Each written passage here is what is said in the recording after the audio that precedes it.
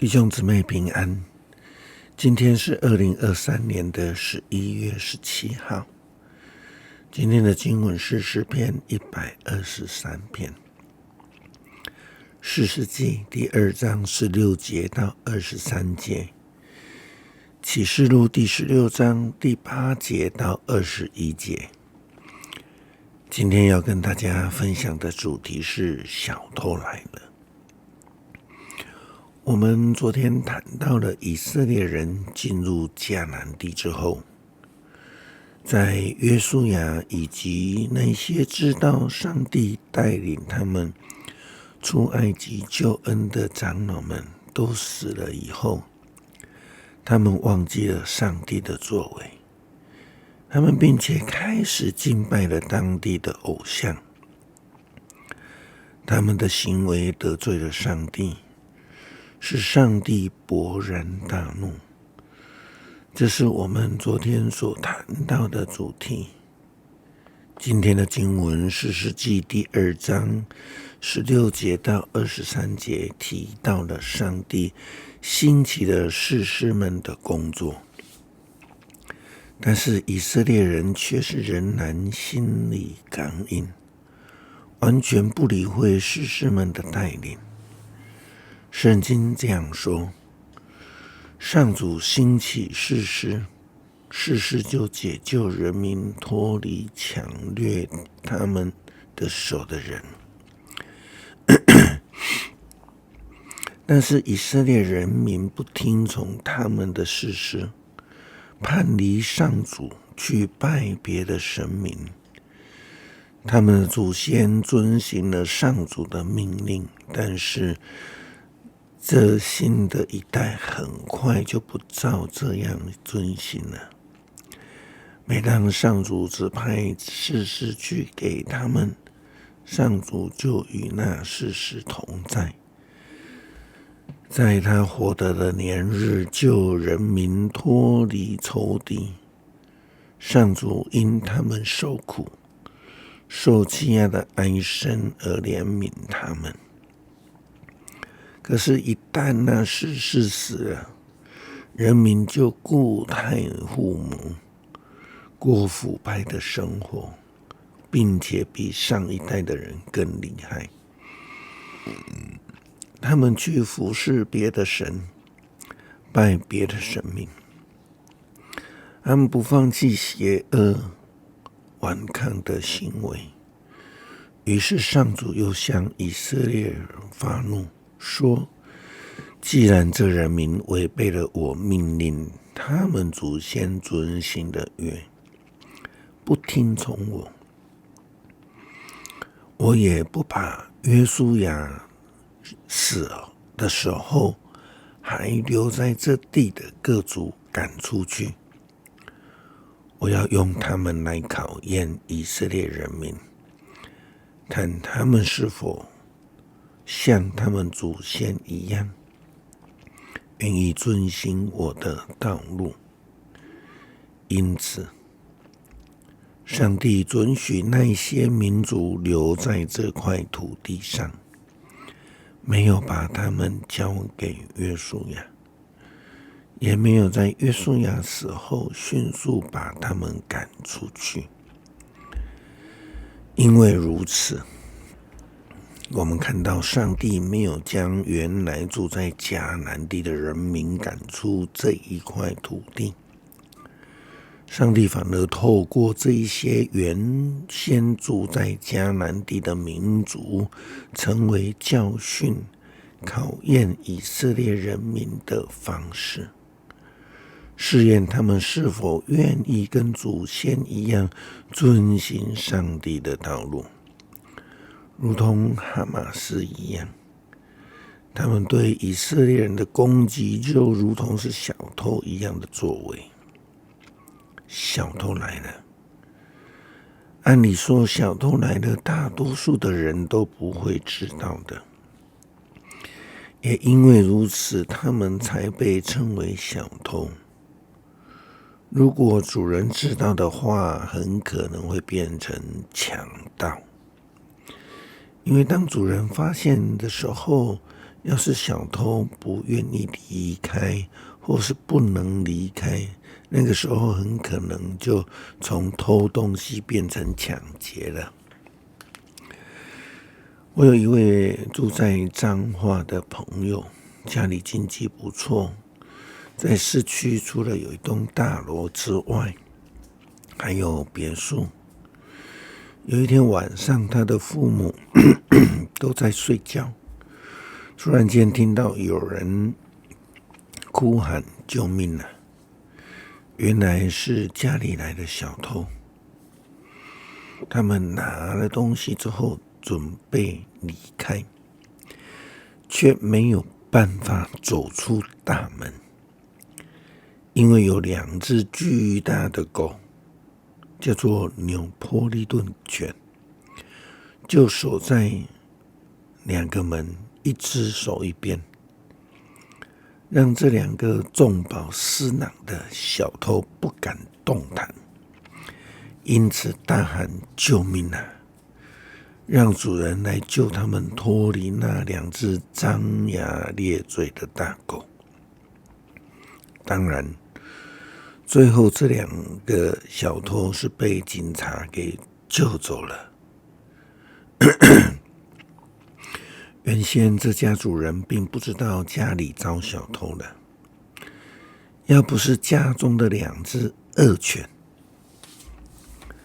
他们根本就不知道，小偷也可能变成来去自如的人。耶稣基督曾经针对那末后的日子，在马太福音24章36节到44节，他这样说道：至于那要临到的日子和时间，没有人知道，天上的天使不知道，儿子也不知道，只有父亲知道。人子的来临要像挪亚时代所发生的事一样。洪水没有来以前，人照常吃喝嫁娶，直到挪亚进入方舟的那一天，他们糊里糊涂，洪水来了，把他们都冲走了。人子的来临也是这样。那时候2个人在田里工作，一个被接去，另一个留下。2个女子在推磨，一个被接去，另一个留下。所以要警醒，因为你们不知道主要在哪一天来临。要记住这一点，一家的主人要是知道小偷晚上什么时候要来，他一定警醒，不让小偷破门而入。所以你们也应该知道，随时要准备好，因为人子会在你们料想不到的时候忽然来临。主再来的日子将会如同小偷破门而入，如果没有预备好的时候，就会来不及接待。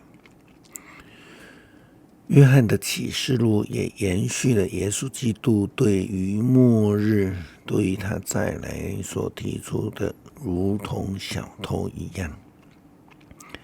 启示录16章第8到21节这样说道：第4个天使把那一碗倒在太阳上面，使太阳可以用它的炎热烧灼人。人被炎热烧灼，就亵渎那一位有权支配这些灾难的上帝。他们仍然不悔改，不愿意颂赞上帝的伟大。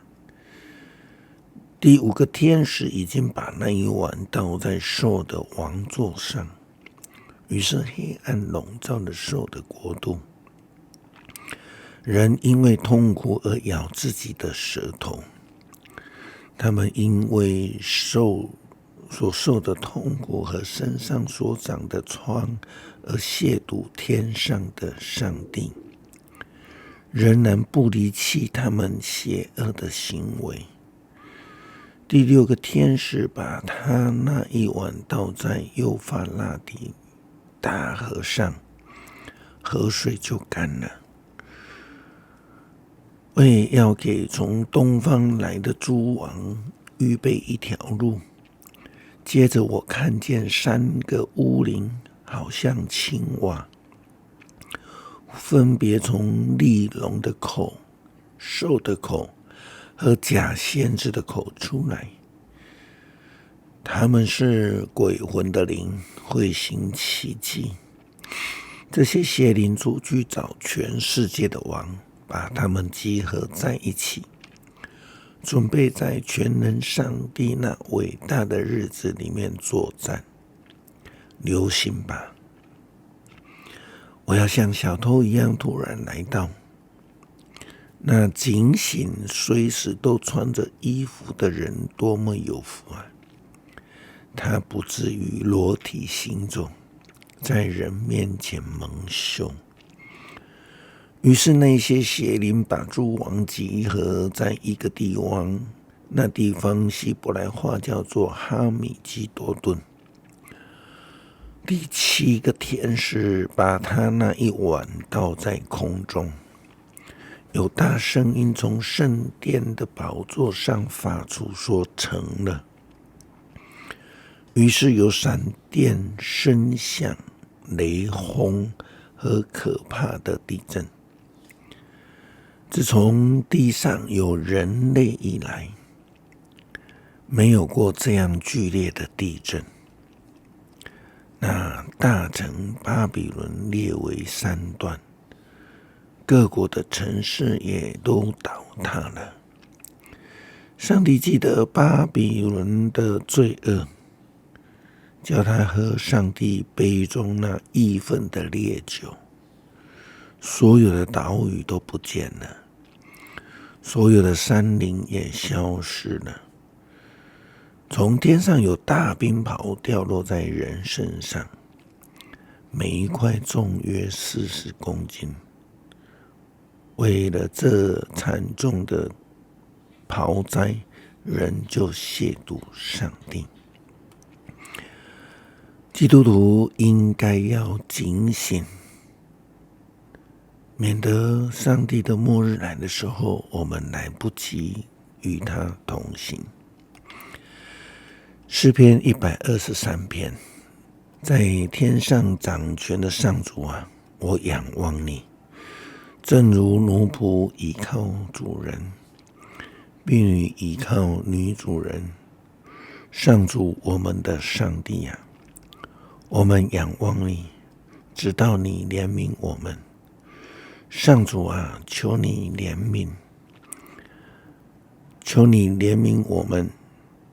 我们已受尽轻蔑，我们已经饱尝富足人的戏弄，受够了骄傲的人的欺凌。